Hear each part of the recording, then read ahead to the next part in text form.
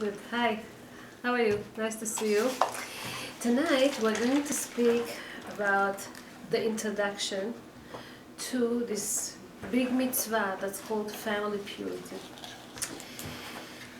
You heard about family purity, you know some things, Baruch Hashem, you follow it, but in order for us to start talking about this mitzvah, first let's talk about the idea behind this, so that once you understand it, because this is a mitzvah that in a way doesn't make sense, it's hard to understand. Once you understand it, then it makes it so much easier to follow and to practice. So let's start with the story, okay? There was this king that built a huge, beautiful, magnificent palace. And for the dedication, for Chanukah Habayit, for the first day that he's showing it, he want to show it to the public. So he invites a lot of people, all kind of celebrities, officials, all kind of friends, other kings from other places. Okay, and he wants to show off his palace. Among the guests was this man that was drunk. He looks at these beautiful paintings that the king has in his palace, at all the furniture and the beauty. He comes to one painting, he looks at this, and he comes to the king and he tells him, I have a comment about this picture. Something wrong here. You know, the drunk people, when they hold a cup, the cup is not straight. It's because they're not stable. But in this painting, this drunk person, the way that he holds the cup, it's very straight. It doesn't make sense. The king liked that. He smiled. Other people smiled as well. And he ordered his servants give him 10 gold coins. He's like, wow, 10 gold coins? It's a salary of a whole month. And he didn't do anything. He was just looking, just paying attention. He says, that's good. You know, he started to go and look around in the palace for all kind of defects, blemishes, problems, something that won't make sense. And he claims, he says about this thing, about that. And then eventually he comes to the king himself. He says, dear king, you have a beautiful crown on your head. And in the middle of this crown, there's this huge diamond.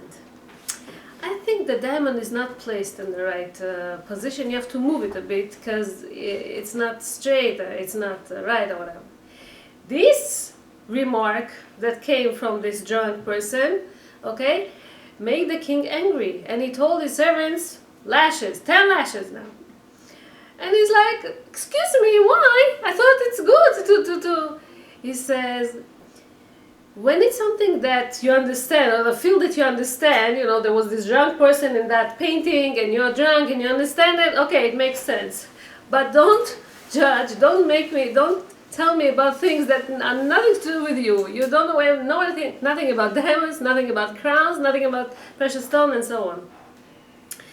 When we speak about laws of Torah, okay, it's good that people ask, require, investigate. They want to understand the laws of the Torah. It's fine, it's good. But there are some things that as much as we try, we cannot understand.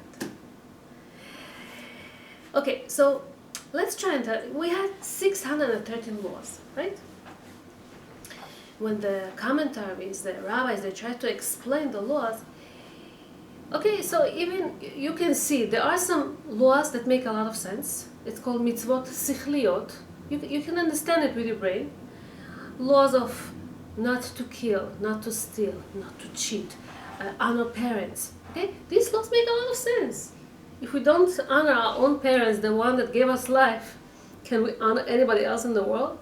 If the whole world is corrupted, people are cheating, people are lying, what kind of world is that? Nobody likes that.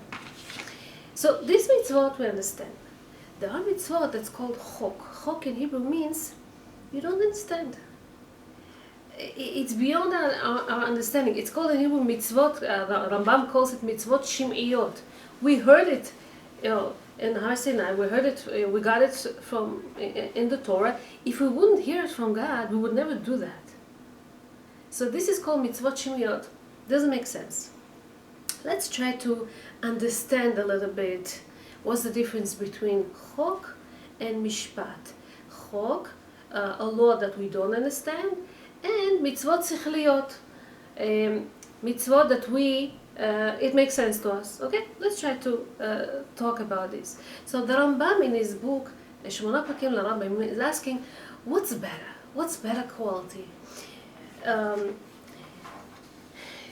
Let's say somebody was born wicked, or he was born in a family that they don't know what's Shabbat, they don't know what's to be straight, they're all crooked, they all lie and everything. And he has this desire to lie, to cheat, to do things. But he's working on himself very much not to do that. Is it better than someone that doesn't have these desires? How does it go exactly? When it comes, like, for example, to law of lo tirtzach, not to kill, not to murder, it makes a lot of sense to us. But here in the Torah we have details that will tell us what's allowed, what's not allowed. It's not so understood in other states, in other nations, this law of lo tirtzach, even though it's a very logic one. He says, for example, if somebody wants to kill, he has this desire to murder somebody. What does it mean? Does normal people, they have the desire to kill? No. They don't want to kill. They don't want even to hurt people. They don't want to humiliate them. They don't want to insult them. They don't like to do these things. And if somebody wants to do that, it means he's born with bad qualities. It says in Mishlei, Nefesh Rasha Ivtara. An evil person wants to do evil things. This is because he was born with that. But our system, the laws that we got are usually given to us to elevate us. And we do it not because we understand or we don't understand. When we do not eat, when we are not allowed to eat milk and meat together, is it because it's ugly? Is it because it disgusts me? Is it because one of these reasons? Maybe it's not healthy, or no, because it just says in the Torah. They say, I want to do it, but if I'm not allowed. That's the reason that I don't keep it. That's the main reason, not necessarily just because it's healthy or anything. For years and years and years, mitzvah of Brit Milah, okay, circumcision, people were persecuted because of that. People were sent to prison. It wasn't allowed by many nations to perform this mitzvah. We didn't know by that time that it's healthy. Nowadays, in the 20th century, 21st already, it's healthy. Doctors, they themselves, they ask you, would you like us to do circumcision? Why a woman is still in the hospital? They offer you this thing. Why? They found out that it's healthy. So we don't do certain mitzvot because it's healthy, because it's beneficial, because it's not beneficial. Okay? We do it because we told so. Because it says, because it's written in the Torah. Another example. We're not allowed to steal. Now, are we allowed to steal for certain circumstances or not? How does it go? Look at this. Masechet Bava Metzia gives an example. There's this very, very poor person, very delicate, that doesn't want to get charity from people. So his friend, Moshe, let's say, his friend decides that he wants to make him a favor. Naturally, he won't take charity, he won't take donation, he won't do this. So he tricks him, he tries to outsmart him to make something. So in the middle of the night, he sneaks into his house and he steals the last valuable thing that he had a very antique goblet, very expensive one, he steals that. But he leaves something behind so that they could track, they would know that it's him. Okay? Meaning he left his card, he left something that belongs to him, that when investigators, police come and check who did that, they found, oh, it's your friend, Benjamin. So, by Torah law, when something like that happens, you know what happens? He has to return him the object that he stole, plus he has to pay, he pays double. He pays the value of this goblet. Let's say it's $1,000, so he gives him back the goblet, plus he pays him $1,000. This, he knows that his friend Moshe would accept, because it's by him, he gets it, it's okay. Otherwise he won't get it. Is a man allowed to steal for this kind of a good reason? No. Why not? Because when somebody cheats, when somebody steals, when somebody robs, it makes such a big chaos in the world of the neshamot, and it influences him no matter what, and it's not good. It's not good for anybody to do something negative, even for this very important cause.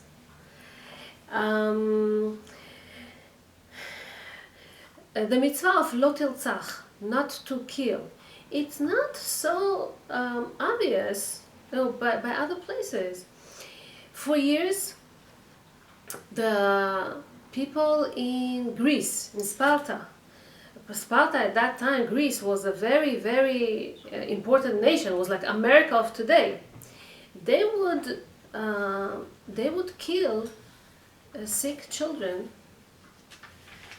because why to live and suffer? Why to be a burden on the community, on the society? Okay? Eskimos, the people that live in the North Pole, the Eskimo, they kill their elders because they cannot really do anything anymore. And instead of waiting until they die, they just leave them in the cold to freeze. That's the end of old people in the North Pole. The Nazis used to kill all kind of mental people, sick people, because who needs them in the society? You have to have a better quality. They used to make all kind of experiments on the genes of the people to make them better and to make them healthier and to see what happens here, what happens there. All kind of experiments that they used to do. So we see that even here in the United States, there are some states that allow abortions, which is dam ha'adam ba'adam. It's like it says in the Torah that there are some states now. If you remember, there was this case of Terry Shiabo. She was this woman that used to live in Florida, I believe, that was like a vegetable, and her husband was fighting in the court to remove her from the plugs. To take her to kill her basically. Why should she live this way? And so people, they think to have mercy on the person, why to let them live in suffer. I don't say that they don't suffer, we know that they suffer, but still, we have no idea how every minute in their life, what it does, how they fix. Once, Rabbanit Batia Yehoshua, he went to visit a sick person with his son, and they saw that this man that they went to visit was dying. He was suffering. He was connected to all kind of tubes. He wasn't able to move. He wasn't able to do it. And he was just suffering. And after they left, his son is asking Rabbanit Batia, what's the point? Why to live? Why to let him live this way? He asked him because it really bothered him. The rabbi said, you never know what a dying person could fix in his last moments of his life. Sometimes he could fix all the purpose that he came to the world for, okay? We cannot disconnect him. We don't know exactly what's happening. We don't know what's the neshama and what's the calculations and how we don't know. We cannot be God. So there are some people, for us, the mitzvot, you say, okay, this is important mitzvah. I want to keep Shabbat. I know that it's important.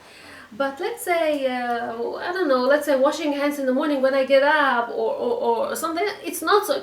We don't know what's important, what's not important, what's strong and what's not strong. There was this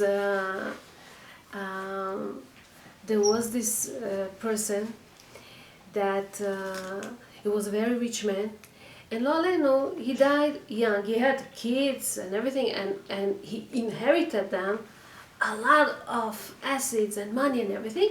Beside that, he had a very, very antique and holy tefillin. So the kids started to fight. Who is going to inherit this tefillin? Okay, they were fine with the money. They divided it, no problem. But the tefillin, everybody wanted it because it was very, very valuable. Very, very, Sofer Shamayim wrote them. Every letter that he wrote, he went to mikveh or whatever. It was very, very mehudar, very, very kosher one. And everybody, all the kids, they wanted that. So they decided they would wait with this and then they will come to a conclusion later. Meanwhile, they had a younger sibling, a boy, that was about to be bar mitzvah. So they say, why to buy a new pair of tefillin? Let's give him this tefillin, and we'll figure out later what to do with this.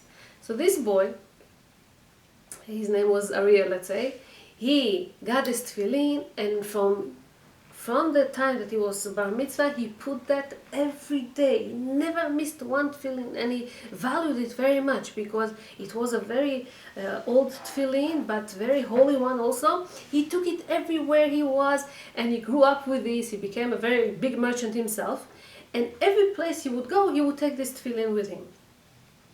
One day, another Jew, another merchant, he was traveling from place to place, and he got stuck in the village that this Ariel lived. He asked the owner of the inn that he slept in, where can I get it? Where there's a Jew over here? Because snowstorm, whatever, he got stuck there. He told him, go to that Ariel and he should have this tefillin. He goes to him, he takes out, he sees that he has a very, very old tefillin. He says, who knows if this tefillin is kosher? Who knows? Yeah, reluctantly he put this tefillin. He didn't really like the idea. He wanted his own tefillin, kosher tefillin that he had, but what could he do? He wasn't home. So he put this tefillin, and in his mind, he always, regret the fact that he didn't have a tefillin. Maybe he didn't put the tefillin the right way. Maybe. All his life it bothered him that one day he didn't put tefillin. He put this old tefillin. Who knows if it's kosher? So after 120 years, this man passed away. And when they judged him in heaven, they said that this man is karkafta delo maniach tefillin. There's a law that if somebody, karkafta, it's a skull, it's a head. If somebody doesn't ever put tefillin, even one day, it's called karkafta delo maniach tefillin. And the law for this is that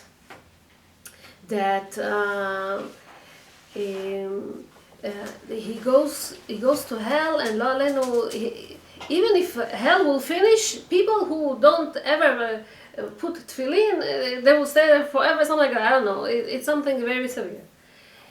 How could it be? But I put tefillin all my life. Yeah, but your tefillin were not kosher. And then comes this one little angel and says, but once in his lifetime he did put this kosher tefillin of this Ariel that he always regretted and always thought that these tefillin were not good.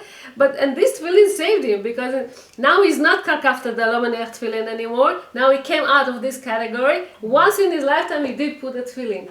So sometimes we think that we know, when we do a good mitzvah, when we don't have to pay attention to certain things, but we have no way of knowing what is counted in heaven, what's good, what's not good. I'll give you another example, a very, very strong example.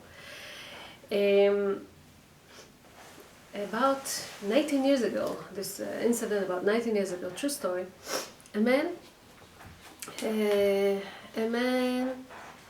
that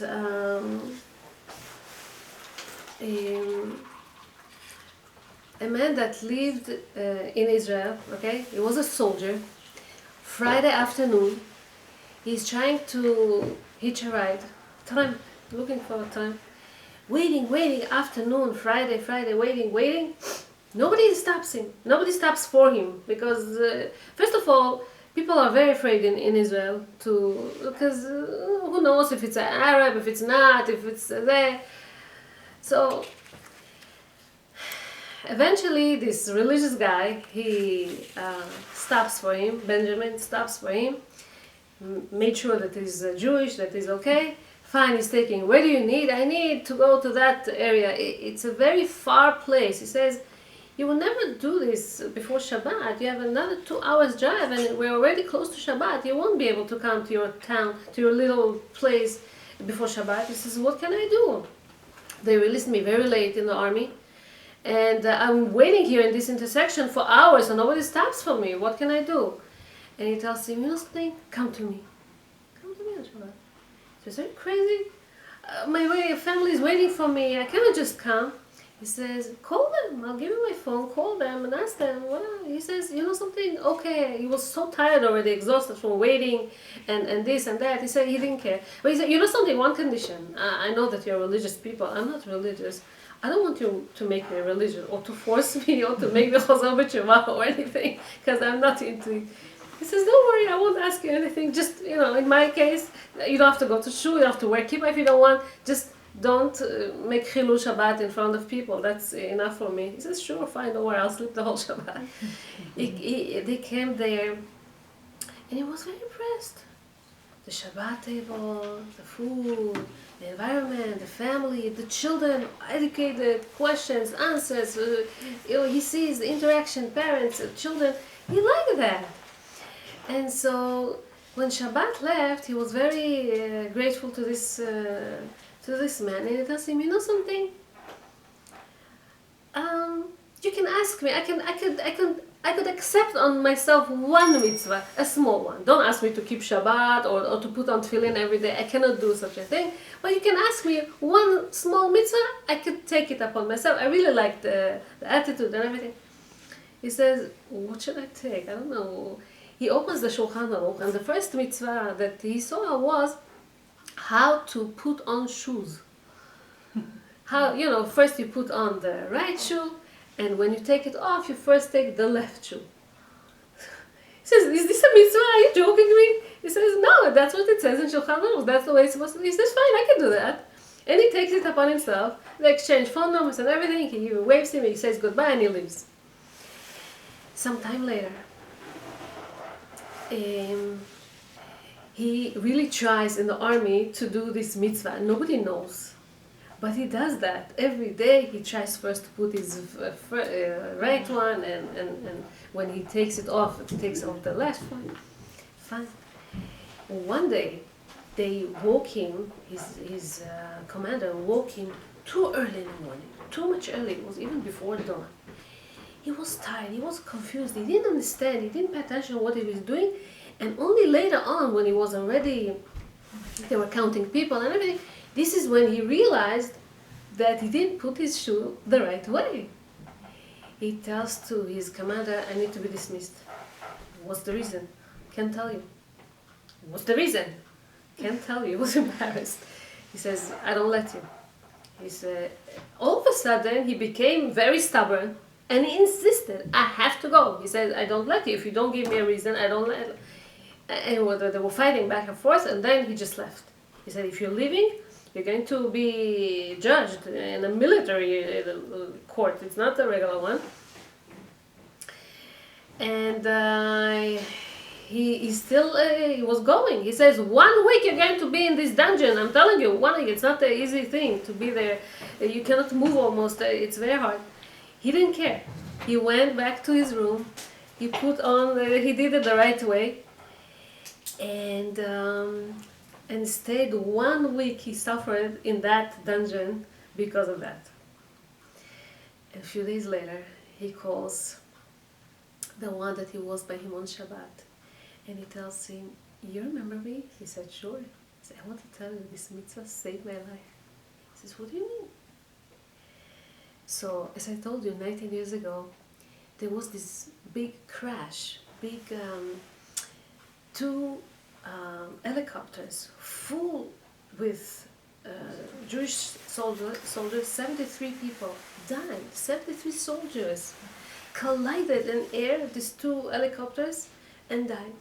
He says, I was supposed to be there. And because I insisted and went to my room, I was stuck 1 week in that dungeon, and they didn't take me to that thing. Mm. Can you believe that? It looks the most stupid thing, but you never know. You never know when Hashem sees how you try, when Hashem sees how... We don't know what He does in heaven. Anyway, so we're talking about what is the reason behind the mitzvot. So when it says that when Hashem didn't write all the reasons of all the mitzvot, the purpose, the reasons of the mitzvot in the Torah. Why? Because if you would write everything, then people would make a mistake. They would get confused and sometimes do it or not do it. In the Torah it says that two places it says that Hashem said the purpose and people were failed in that. It says, Lo yarbe lo hamelech nashim velo yasur lavo mi Hashem elokav. A king in Israel is not allowed to have too many women, up to 18, not too much. Because these women can divert him, can make him not to believe in Hashem fully 100%. And King Shlomo, he was the wise of all, and he said, no way. The whole idea, when King Shlomo, he built the temple, כתוב, כי ביתי בית תפילה יקרא לכל העמים. It's going to be a house of worship to all the nations.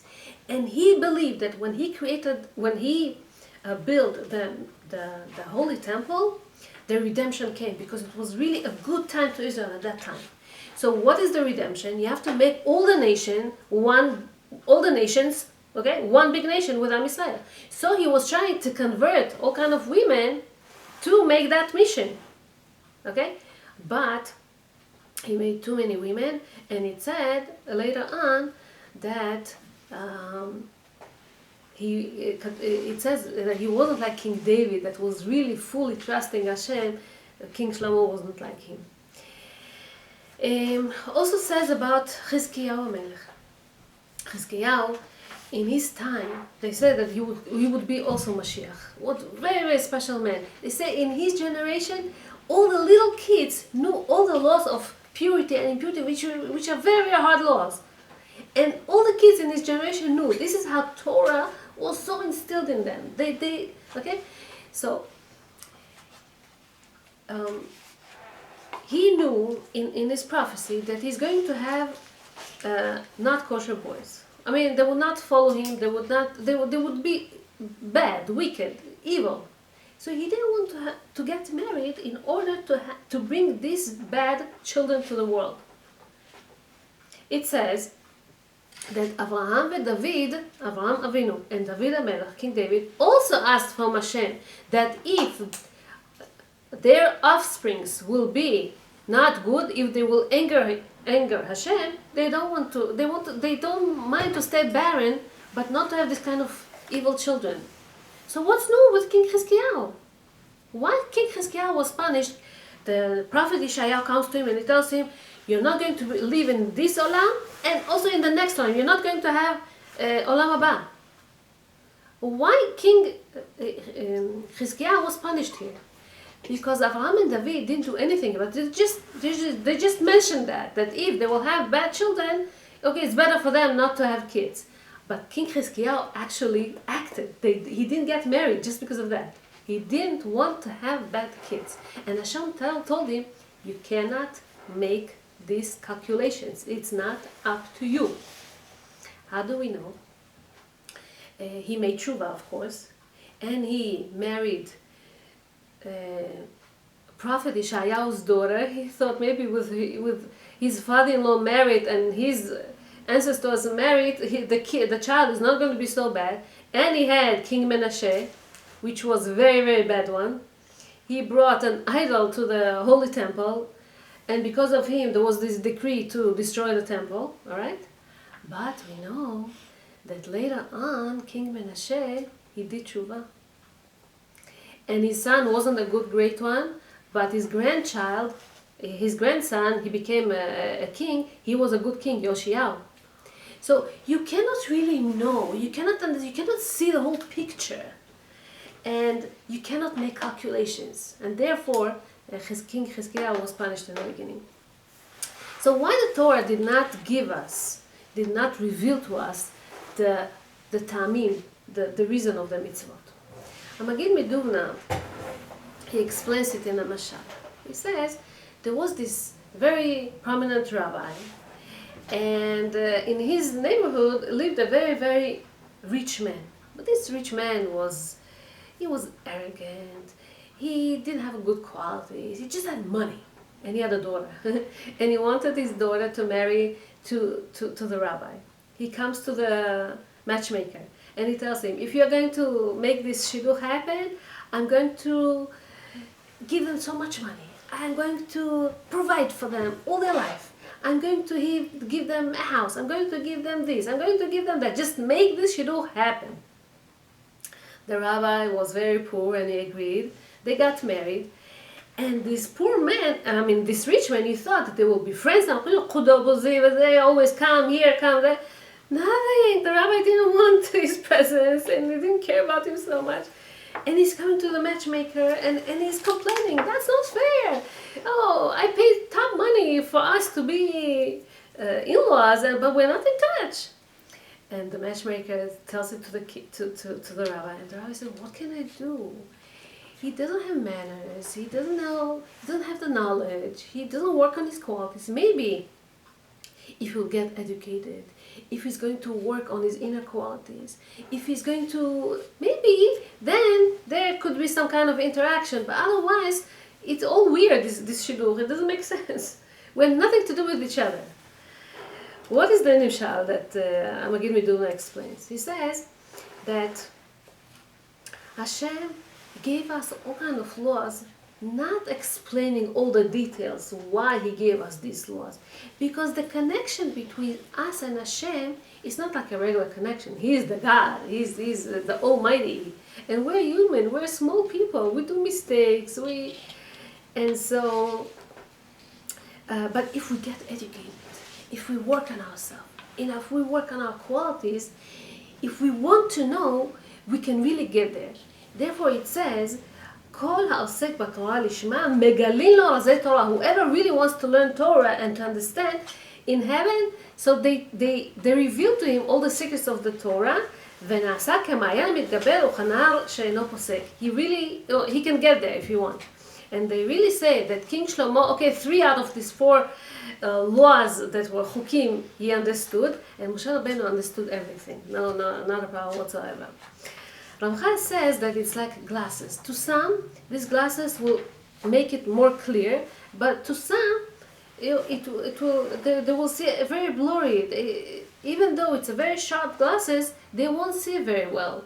So sometimes when you reveal too much the secrets of the Torah, some people, it's good for them, but some people, they get confused. It's not good for them. They lose it afterwards. Like it happened to Elisha ben Avuya. He understood some of the secrets of the Torah and he got nuts. It was too much for him. He got too much into the Kabbalah and he lost it. So it's better not to know sometimes? So sometimes if it's things that beyond your capacity of understanding, it's very important who is the teacher, how he reveals it to you, what exactly explains you, what is not. I guess over there he got too much information and he didn't know what, because Kabbalah, not everyone can get it in the right way. You have to be very careful with Kabbalah. We're not talking about Torah, where Nigileh, as much as you know, it's not a problem. About the secrets of the Torah, sometimes it could hurt people. And still,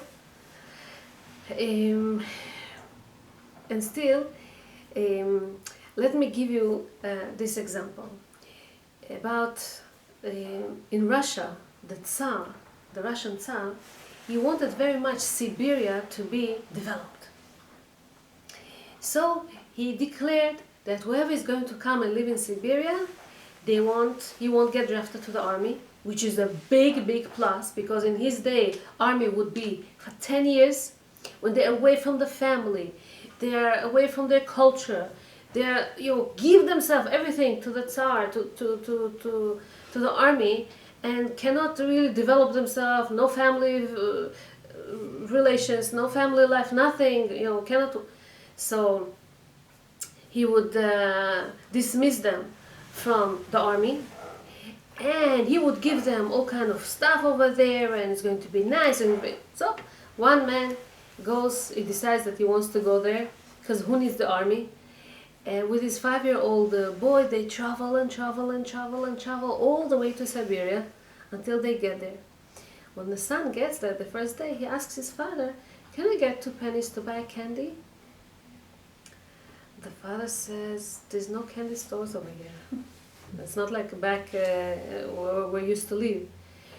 So the son got so upset. He says, "Who needs this place if there's no candies here?" Now, what exactly the father is going to explain this child? Why did they come there? Can he explain him that he won't get drafted to the army, that it's so hard to live in the army, it's cold, it's hot, it's this, it's that, they cannot keep kosher, they cannot keep Jewish laws, no family, the boy won't understand this. So what did he tell him to make it easier on him to understand? He gets with him outside the hut that they get and says, "Look at the spaces. Look at the big fields that you have. You can play here. You can have so much fun here in the town, in the city where we used to live. There's no room for that. You cannot really play. There's trains, there's buses, there's cars, here you have space."